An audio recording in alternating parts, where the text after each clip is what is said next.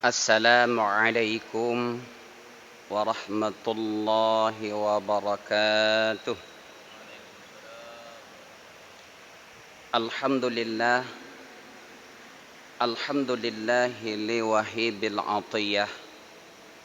Wassalatu wassalamu ala khairil bariyah wa ala alihi zawil nufusi zakiyah. Asyhadu an la ilaha illallah wahdahu la syarika lah. Wa asyhadu anna Muhammadan sayyidana abduhu wa rasuluh. Allahumma salli ala sayyidina Muhammad wa ala ali Muhammad, amma ba'd. A'udzu billahi minasy syaithanir rajim. Bismillahirrahmanirrahim. Qul innama ana basharum mislukum yuha ilayya annama ilahukum ilahu wahid. Faman kana yarjullah faly'amal 'amalan shalihan wa la yusyrik bi'ibadati rabbih ahada. Shadaqallahul 'azim. Pertama-tama, marilah sama-sama kita memanjatkan puji serta syukur kehadirat Allah Subhanahu wa taala, yang mana oleh Allah Subhanahu wa taala yang telah memberikan taufik dan hidayahnya, yang telah memberikan kepada kita yang dengan penuh keikhlasan di subuh yang mulia ini, di pagi yang mulia ini, kita masih terpanggil untuk melaksanakan ibadah kita kepada Allah Subhanahu wa taala. Karena banyak di sana orang-orang yang sudah sibuk dengan kerjanya, yang dia hanya mengejar dunia saja, dan ada sebahagian yang kadang-kadang masih terlelap di dalam tidurnya.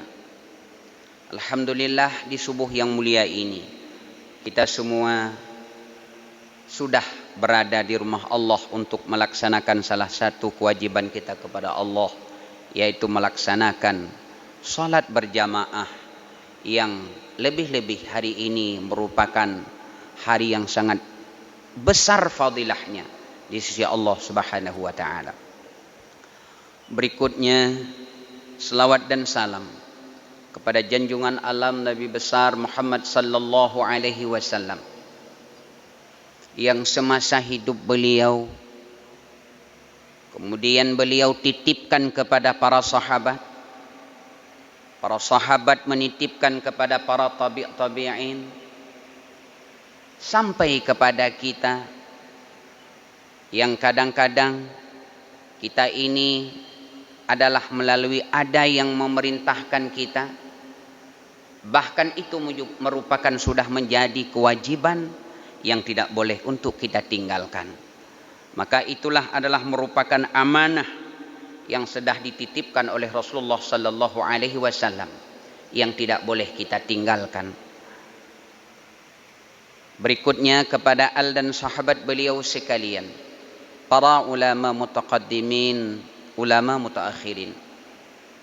Kata-kata kemuliaan kami kepada Abu Tunku Imam Syekh Masjid, kata-kata kemuliaan kami kepada Bapak Dandim, kata-kata kemuliaan kami kepada seluruh jamaah yang hadir di subuh yang berbahagia ini, dan kepada seluruh abu-abu khadim syiar muhibbah subuh, gerakan pemuda subuh, dan gerakan subuh Jumat di subuh yang mulia ini.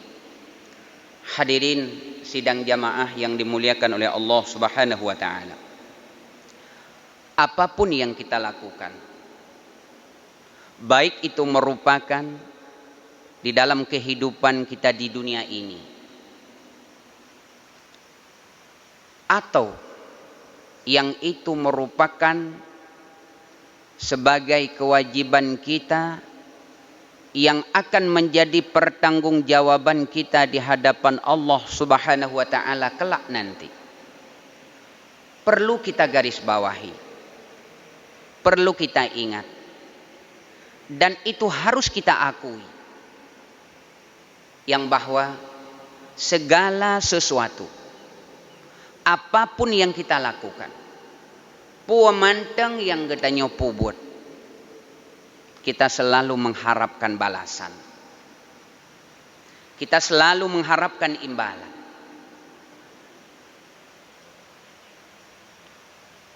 Harus kita akui itu semua. Di dunia saja kita bekerja. Ingat, di dalam hati kita ada imbalan yang kita inginkan di dunia. Dan ada kita menginginkan imbalan kita nanti di yaumil kiamah kelak nanti. Hadirin yang dimuliakan oleh Allah Subhanahu wa taala. Di subuh yang berbahagia ini, kami ingin menyampaikan supaya kita mendapatkan imbalan dunia dan akhirat. Idonya merumpa, di akhirat merumpa. Namun sebelumnya kita mengingat kembali satu ayat Allah Subhanahu wa taala, di mana Allah Subhanahu wa taala menjelaskan di dalam surah Al-Baqarah, ada sebahagian manusia, kata Allah, setelah dia melakukan ibadah, setelah dia melakukan kegiatan-kegiatannya, dia hanya mengharapkan kehidupan dunia saja. Allah mengatakan yang bahwa tidak ada balasannya nanti di yaumil kiamah. Hana balasan mubacut bihuro kiamat. Tapi ada sebahagian manusia yang dia mengharapkan di dunia pun Allah memberikannya, di akhirat pun dia sangat mengharapkannya, karena itu tujuan akhir yang sering-sering kita baca dengan ucapan Rabbana atina fid dunya hasanah wa fil akhirati hasanah wa qina adzabannar. Kalaulah yang seperti itu, kata Allah, maka Allah akan memberikan dia di dunia dan Allah akan memberikan dia di akhirat. Idonya merumpa, akhirat merumpa. Hadirin yang dimuliakan oleh Allah Subhanahu wa taala, ada dua kunci, ada dua yang dapat menebuskan amalan kita sampai ke Sidratul Muntaha, sampai menuju kepada Allah Subhanahu wa taala. Ada dua yang harus kita ingat para hadirin. Walaupun kata kita ini semula tanya pun gedorong, kalau kita seorang murid, mungkin kita didorong oleh seorang guru. Kalau seorang anak, kita didorong oleh kedua orang tua. Kalau kita bawahan, mungkin didorong oleh atasan kita. Kalau kita rakyat, atas dasar perintah daripada umarah kah, perintah para ulama kah, berdasarkan aturan dan undang-undang, semua kadang-kadang itu didorong oleh dasarnya. Tapi yang harus kita ingat para hadirin, yang harus kita ingat, tapu buat adanya yang kalau seandainya, dan harus kita berusaha supaya kita mendapat, yaitu diterima oleh Allah Subhanahu wa taala. Yang pertama adalah keikhlasan di dalam kita berbuat. Nyo pun tat abu tunggu sekalian. Pun memang pertama kita didorong oleh sebuah organisasi. Pamaji alhamdulillah ada gerakan subuh Jumat di subuh yang berbahagia ini. Diajak kita oleh pemerintah, diajak kita oleh umara, yang harus mau tidak mau harus ja oleh sebahagian yang pergi. Pertama kita didorong oleh atasan. Namun para hadirin, sampai kita menghadap, sampai kita menuju ke tempat yang berbahagia ini, yang harus kita ingat, yang payah kita ingat, bagaimana ibadah saya ini tidak tersia-siakan. Kibancara ibadah lu nyobek tia-tia. Pertama tadi kita sudah taat kepada atasan kita, lalu kita melaksanakan ibadah. Bagaimana ibadah saya ini diterima? Kibancara ibadah lu nyobek diterima. Maka para hadirin, yang harus kita lakukan yang pertama sekali adalah keikhlasan. Para jamaah yang dimuliakan oleh Allah, keikhlasan. Ikhlasnya adalah merupakan satu-satunya penembus segala-galanya. Kenapa tidak para hadirin? Pakanhan menana butungku sekalian. Kita mengingat sejarah Al-Quran, sejarah yang Allah riwayatkan, yang Allah sampaikan di dalam Al-Quranul Karim. Pada saat Allah Subhanahu wa taala menjadikan Nabi Allah Adam alaihi salam, lalu Allah memerintahkan kepada para malaikat untuk bersujud. Semua para malaikat bersujud, yang dalam artian dia menghormati, dia taat dan patuh kepada perintah Allah, menghormat Nabi Allah Adam. Sementara ada satu makhluk Allah yang semula dia adalah makhluk yang paling tinggi ibadahnya sampai kedudukannya di langit yang ketujuh. Dia merasa sombong. Dia tidak mau bersujud kepada Nabi Allah Adam alaihi salam. Dia tidak mau melakukan penghormatan karena dia menganggap dirinya sebagai orang pertama, sebagai makhluk pertama, sebagai manusia terhebat, makhluk terhebat. Dia tidak mau sujud. Hai dia sujud. Iblis, makhluk ini, yang setelah itu dia dicap oleh Allah Subhanahu wa taala sebagai iblis. Lalu apa kata iblis ini? Putrai ikulle iblis. Ya Allah, ya Rabbi, ya Tuhanku, sudah sekian lama aku berbakti kepadamu, sehingga engkau kutuk gara-gara aku tidak mau bersujud kepada Adam, makhluk yang engkau ciptakan setelah aku. Iputunego le iblisnya. Kalau begitu ya Allah, berikanlah aku umur panjang. Nabi umur long berpanjang ya Allah. Banyak panjang antara adu argumen antara Allah dengan yaitu iblis, yang itu disebutkan dalam Al-Quran. Sampai yang terakhir Allah mengabulkan permintaan iblis. Iblis meminta kepada Allah, ya Allah, panjangkanlah umurku ya Allah, agar aku bisa menggoda semua umatmu dalam setiap dia melakukan ibadah apapun, sehingga engkau marah kepadanya. Apa kata iblis yang terakhir? Kecuali satu ya Allah, yang aku tidak bisa sanggup menembusnya. Han long tameng, saya tidak sanggup menggodanya, adalah kepada hamba-hambamu, yang hambamu itu dalam setiap apa yang dia lakukan, dia ikhlas kepada Allah Subhanahu wa taala. Nyan butungku sekalian. Maka apakah saya yang menyampaikan ini sudah pasti ikhlas? Ya, kita harap seperti itu. Apakah semua orang-orang yang menyampaikan kebaikan itu sudah pasti ikhlas?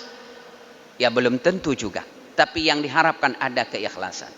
Tapi ajakan demi ajakan, supaya ibadah yang kita lakukan ini tidak tersia-siakan. Hana tia-tia, lebih-lebih ketanya yang terbentuk yang seperti ini. Mau tidak mau, ibadah itu harus kita lakukan. Semua kewajiban-kewajiban yang Allah perintahkan harus kita buat. Lalu bagaimana berusaha pribadi kita sendiri mencari, menuju agar Allah menerima amal tersebut, adalah ikhlas kepada Allah Subhanahu wa taala. Hadirin yang dimuliakan oleh Allah Subhanahu wa taala. Rasul pada saat menyampaikan di hadapan para sahabat, aku sangat khawatir kepada umatku kelak nanti, yang apabila di dalam tubuhnya itu ada syirik kepada Allah yang tidak diketahui oleh manusia, hanya dia sendiri saja yang tahu. Apa itu kata para sahabat, ya Rasulullah? Yang pertama, dia dalam melakukan setiap ubudiyahnya riya dan sum'ah kepada Allah Subhanahu wa taala, riya dan sum'ah di hadapan manusia, sehingga semua amalan itu ditolak oleh Allah Subhanahu wa taala. Hadirin yang dimuliakan oleh Allah, di akhir surah Al-Kahfi, Allah Subhanahu wa taala mengatakan, "Qul innama ana basharum mislukum." Katakan olehmu wahai Muhammad, innama ana basyarum mislukum. Saya ini adalah seumpama kamu juga. Yuha ilayya, yang Allah mewahyukan kepadaku, kata Allah. Innama ilahukum ilahu wahid. Sesungguhnya hanya Allah lah yang satu. Maka barang siapa, kata Allah, faman kana yarjullah, barang siapa ingin dia mengharap berjumpa dengan Allah, falyamal amalan salihah, maka hendaklah dia beramal dengan amal yang saleh. Sehingga para hadirin, amal yang saleh itu sebagai pembuktian kita ikhlas kepada Allah. Bukti ini sebahagian pendapat mengatakan sebagai pembuktian seseorang itu setiap amal yang dia lakukan itu menjadi amal saleh, dia banyak melakukan ibadah-ibadah tambahan. Itu sebahagian menafsirkan yang bahwa amal yang saleh itu adalah orang yang banyak melakukan ibadah-ibadah sunnah, dengan catatan dia tidak meninggalkan kewajiban. Jadi beentri mupom meno, ada yang memberi pemahaman, saya memperbanyak ibadah sunat karena itu amal soleh, karena itu adalah suatu ibadah sunnah yang kalau kita melakukan diberi pahala, kalau kita tinggalkan ya tidak apa-apa. Itu sebagai pembuktian yang bahwa amal kita ikhlas. Hai hana gepu wajib di Allah tapi tertempu buat, itu pertanda orang itu ikhlas. Tapi ingat para hadirin, kita kewajiban kita masih ada. Sementara kita hanya memperbanyak ibadah-ibadah sunnah saja. Itu juga tidak nyambung para hadirin. Kita melihat di dalam kitab, umpamanya salah satunya di dalam kitab Minhajul Abidin. Seseorang yang belum sah taubatnya, yang apabila dia hanya mengejar sunnah-sunnah saja, sementara dia tidak mau kembali. Apa kembali? Melakukan semua yang pernah dia tinggalkan. Hadirin yang dimuliakan oleh Allah, baik itu merupakan yang sangkut pautnya dengan Allah, lebih-lebih yang sangkut pautnya dengan manusia. Nyan baru gekun legatnya taubat. Dan taubatnya mudah kita ucapkan, tetapi itu perjalanan hati, meenhatimnya taubat. Tak laki muah Pak ini saya mau minta maaf karena enggak enak. Alasan kita enggak enak, bukan nilai taubat. Tapi satu-satunya orang bertaubat, orang taubat hanya mengharap Allah, hanya mengharap balasan Allah, sekalipun apapun dari risikonya. Walaupun dia nanti mengatakan, menghujat, mengejek, ejek lung laki muah, tapi saya siap. Kalau itu yang berkaitan dengan manusia, baru itu dikatakan dengan taubat. Hadirin yang dimuliakan oleh Allah Subhanahu wa taala. Dan yang terakhir ayat ini, wala yusyrik bi'ibadati rabbih ahada. Inilah kunci keikhlasan para hadirin. Wala yusyrik bi'ibadati rabbih ahada. Jangan sedikit pun engkau mensyarikatkan Allah dengan ibadahmu. Ini yang harus kita ingat para hadirin. Walaupun saya katakan tadi kita didorong oleh atasan, ya memang sudah kewajiban. Kita didorong oleh seorang guru. Kalau kita belum balik anak-anak, ya itu sangkut pautnya dengan orang tua. Ini anak-anak penuntut harus kita ingat. Tapi kalau kita sudah balik, ingat, itu sudah menjadi kewajiban kita sendiri. Bahkan kalau kita di pesantren, kalau kita kembali, kalau kita sudah balik, usia balik, itu bukan lagi tanggung jawab orang tua. Kalau dalam Islam. Tapi orang tua kita memperdulikan kita dari sejak PAUD, TK, SD, SMP, SMA, S1, S2 sampai kita mendapat kedudukan yang mulia. Semua dibayai oleh orang tua kita. Mandung gujuk le urun cik kita sampai dah kawin. Anak-anak long yang menuntut di pesantren, para pemuda, kita harus ingat. Gujuk le urun cik itu. Apabila itu kita sia-siakan, ingat tadi saya sampaikan, kalau anak sudah balik itu tidak ada lagi kewajiban orang tua. Tapi dengan catatan kalau sempurna kalau balik gebi ilmiah dibet dalam mupom cinta. Kalau kita tidak mengikuti itu semua, ingat, semua yang sudah diberikan kita. Itu menjadi tanggung jawab kita di hadapan Allah. Payah bayu yang tanya mandu. Dari ubud tu, dari usia balik sampai gejuk je lama yang mengkawin kata. Olehnya gebi rumah lah. Diberi iaitu kehidupan lagi. Begitu baiknya orang tua. Tapi ingat, kalau kita tidak ikhlas apa yang kita lakukan, tanggung jawab kita dengan Allah Subhanahu wa taala. Maka para jamaah, adik-adikku sekalian yang sedang menuntut, ikhlaslah segala sesuatu itu di hadapan Allah.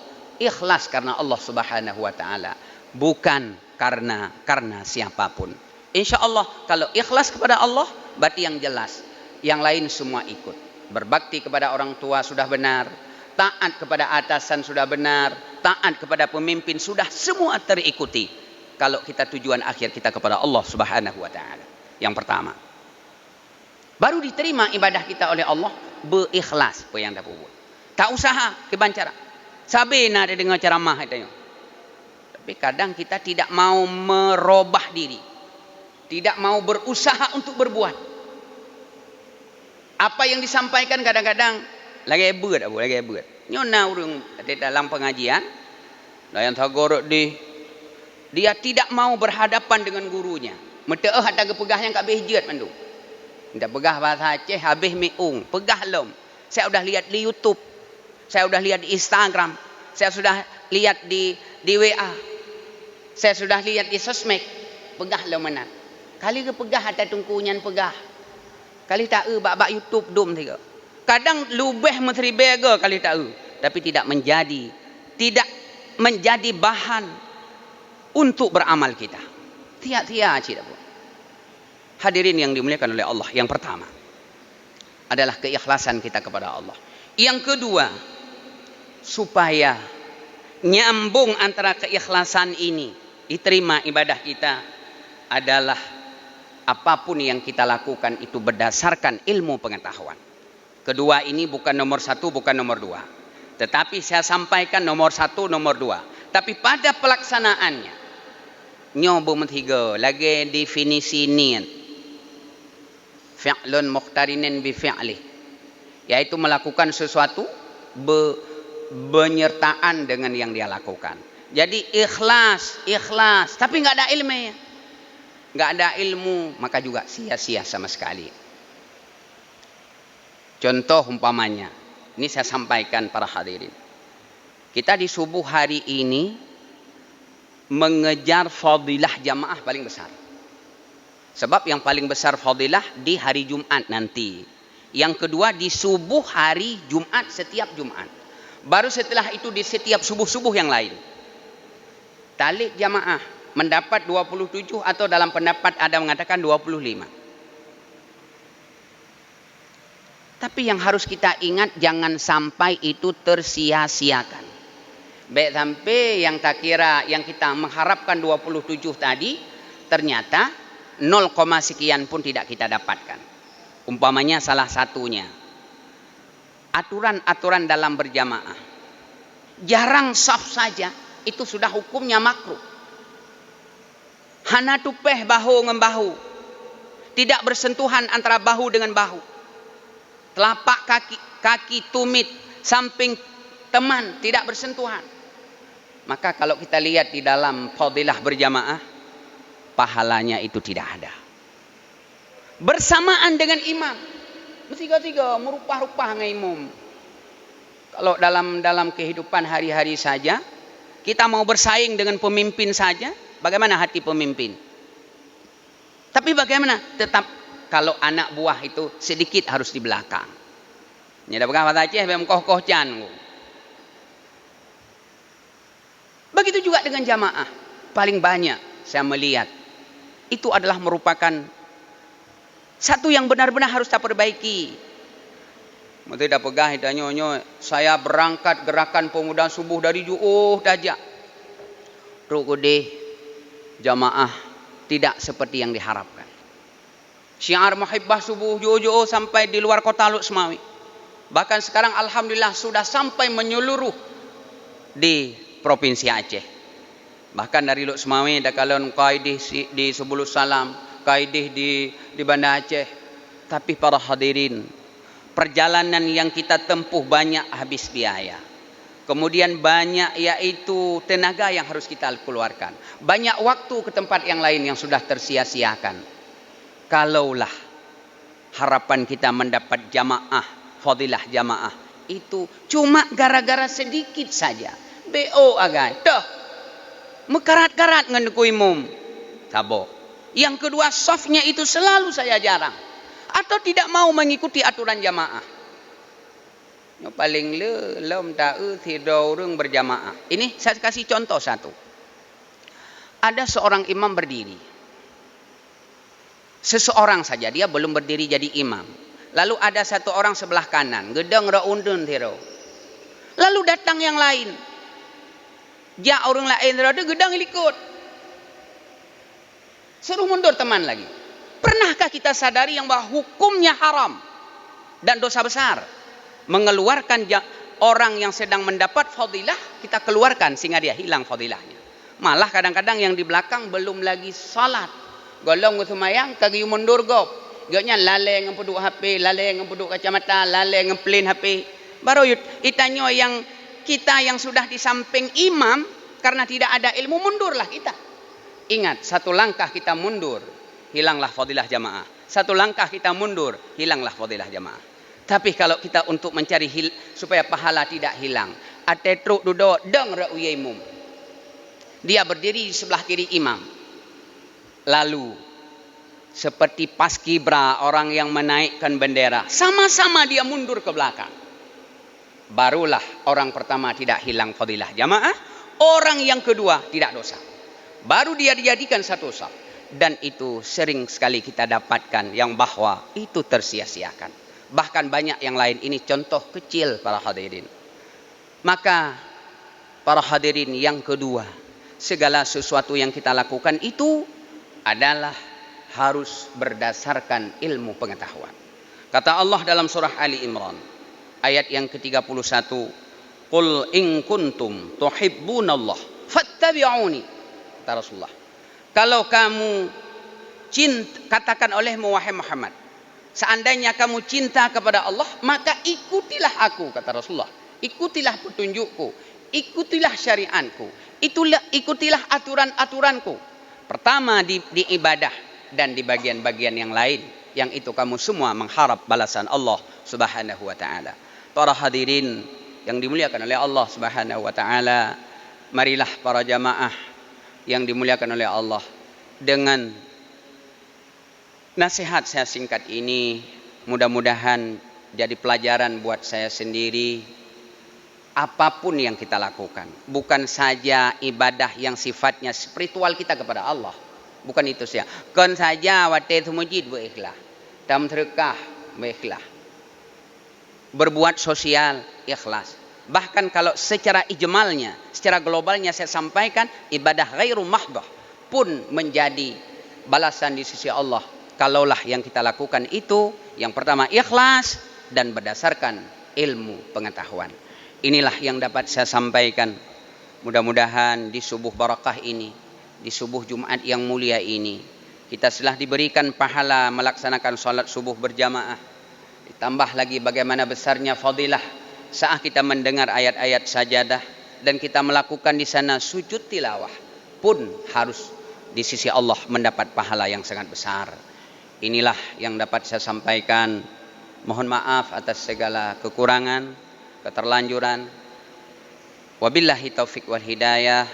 Assalamualaikum warahmatullahi wabarakatuh.